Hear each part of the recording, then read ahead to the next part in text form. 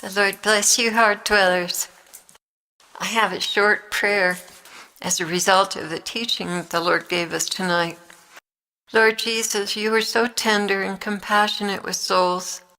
Please help me to have a tender heart as well, and not be so concerned about my concerns and agendas, but more concerned about the wounded and ministering to them. Amen. Well, this all came about because I've been a little bit testy lately in the process of moving different helpers. Things don't look like they're getting done properly, and I've spoken out gently but firmly. And I realized that I was being presented a twisted picture of what was really going on, and it was a deliberate attempt on the enemy's part to make me angry. And he succeeded. So the Lord is addressing that. After communion, I sat quietly and said, Lord, I'm listening for you. It's 2:22 a.m. And 2, as always, reminds me of the second person of the Trinity. I heard his reply immediately. You noticed. Imagine that. Lord, I know my first responsibility is to feed the flock. What's on your heart tonight? Because I was thinking of working on music, but I wanted to see what he had first. He began, your trust is so important to me, my love. So much I want to do that requires your belief in me and in yourself. So much. I can see you're making valiant efforts to forsake your unbelief.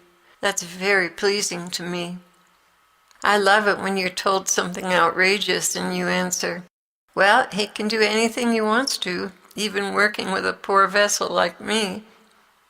I love it when you say that because it shows me you're abandoned to my will and pleasure, no matter how impossible it seems.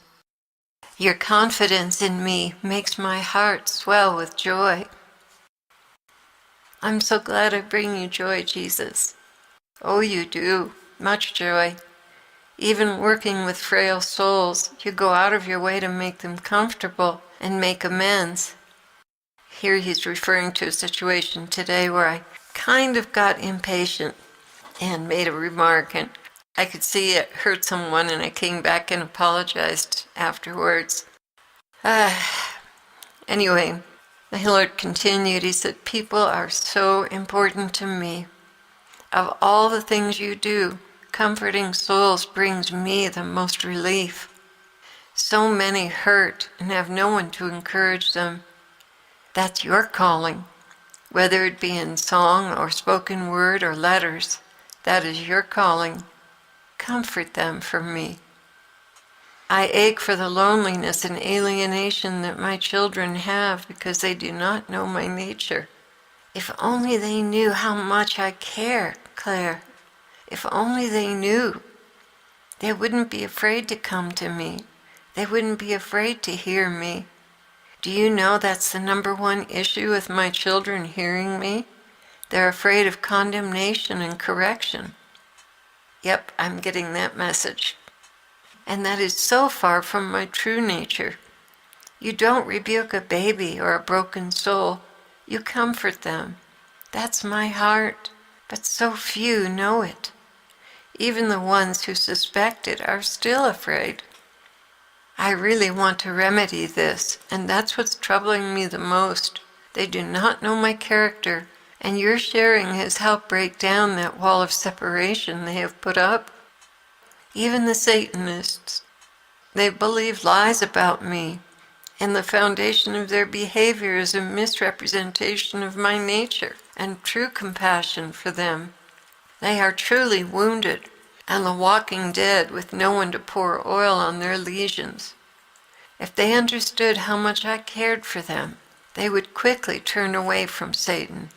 But they haven't a clue that I am a God of mercy, full of compassion and gifts of healing for their hearts and souls. They've been brainwashed by the enemy, who's the father of lies, and has completely distorted who I am. People come to your channel to find me, to learn about me, to see how I feel about them by watching you. Your transparency is of utmost importance. Nothing would please me more than just one soul to see and hear me as I am, and yet I am blessed with hundreds now who understand me and my very real need for their fellowship.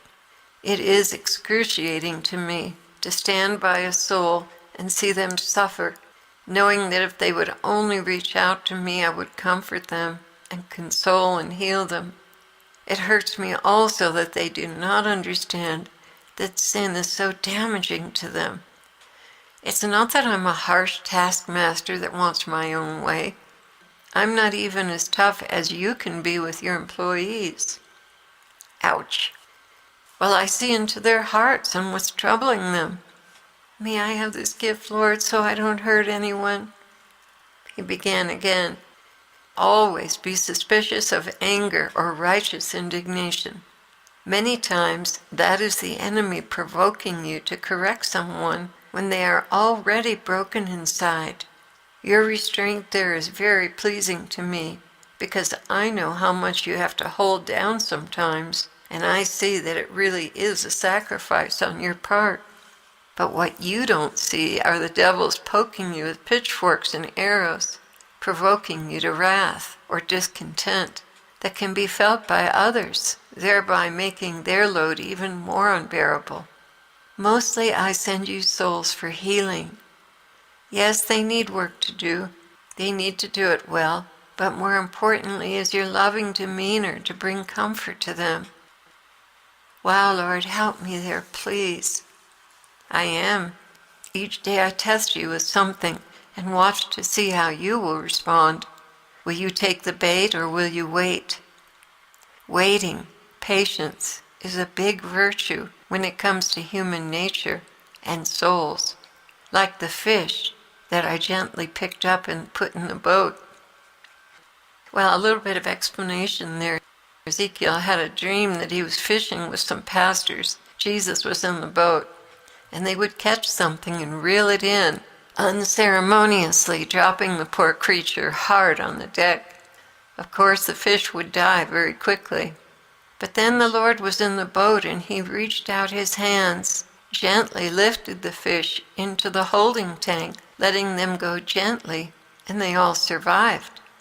I wish for you, Jesus continued, to exercise that virtue more in your dealings with others. It will reflect who I am with much more accuracy. There are several times during the day that you get spiked with provocation. If you could see where it originated from, you wouldn't react. Please pay more attention to that. The enemy is stealing your energy in this way. Yeah, I'm really wiped out tonight. They feed on anger, you know.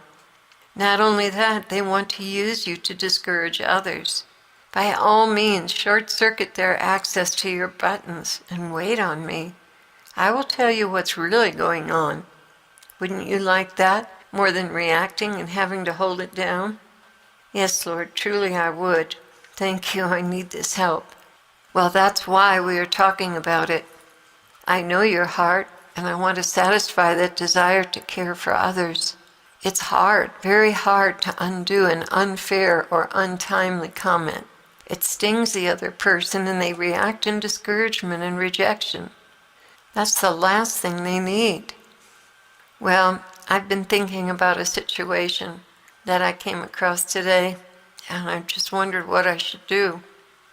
The Lord answered me, well, you could lay down the ground rules and let them discover how those dynamics are impacting their lives. But do stay away from condemnation or they won't hear you. You have had a lot of experience with the repercussions of being critical of others. You know well how that opens the door. They don't. It's not in their universe, not in that way. And further, they don't see how much they do it. Just like you. You don't know how bad of a habit it is until it was brought to your attention, and then you saw it constantly. That's what made you try to stop. I do oppose the proud, but give grace to the humble. So if you're having continual obstacles and issues in your life, look for a habit of criticism And of course, especially with relatives and those you owe the greatest respect for, namely your parents and your husband. I cannot bring this lesson up too much, heart dwellers. Many of you are still indulging in judgment and criticism. Do you know the news is set up to provoke you to judge so the door can swing wide open for oppression? Well, it's true. You see a slanted report influenced by demons. You become enraged and indignant and pass judgment on the parties that are involved. Yet you know nothing of the true situation behind the scenes. This is how the media experts mind control others. It is one among many techniques, but one that is sure to elicit an immediate response. That's why they're shredding the president continually. That's why they publicize the worst stories. And once more the demons feed on your anger. That energy is like life's blood to them. It comes out of you and they grab hold of it to become stronger. It is energy, electrical energy, and they have a way of assimilating it into their own being. You should see the demons that feed on traffic delays. You literally would not believe your eyes. An accident creates a serious roadblock and delay, and an army of demons comes in to feed off the negative energy. People finally get home and they're exhausted from anger. This is no exaggeration. It happens every day. Anger and fear are powerful energy sources for the evil ones. That is why they're constantly provoking this response in others. Forewarned is forearmed. Now I've given you a clue as to where your energy goes when things don't go well or something is left undone or sloppy. How many times today were you provoked to anger or irritation?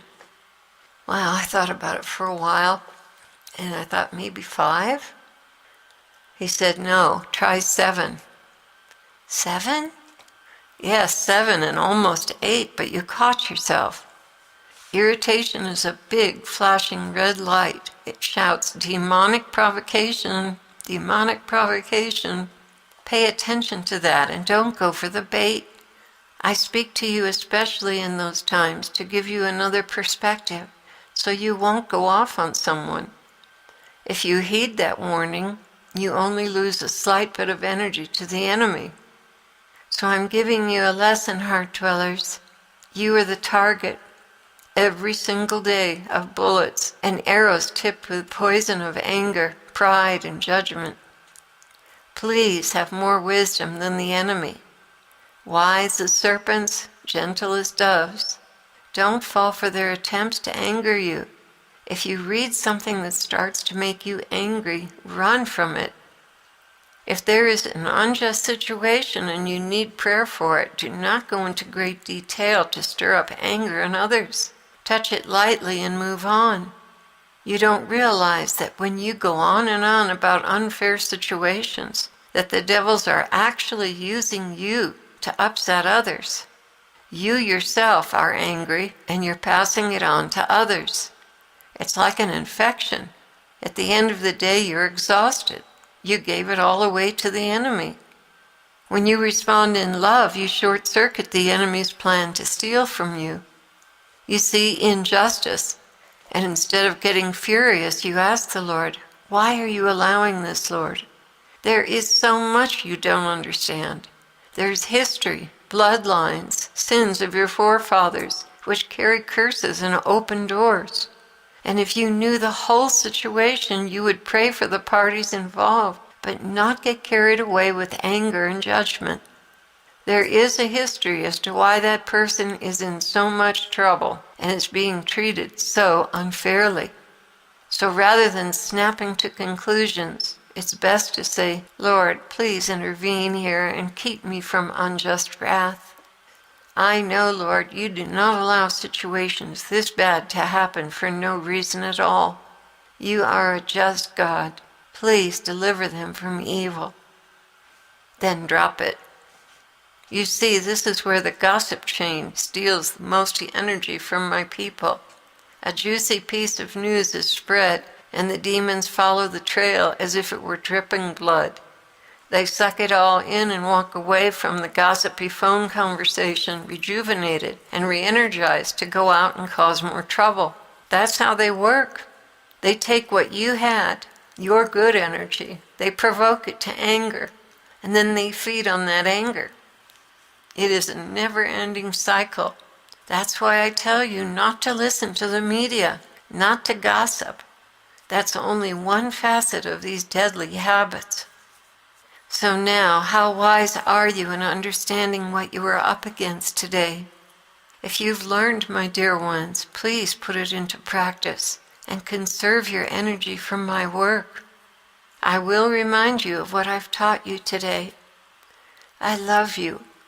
Go and be as observant and clever as the snakes, yet so gentle that like the dove you flee at the first sign of dissension and negativity. And by all means, spread my healing, unconditional love to those who are wounded and broken and aren't able to function the way they should.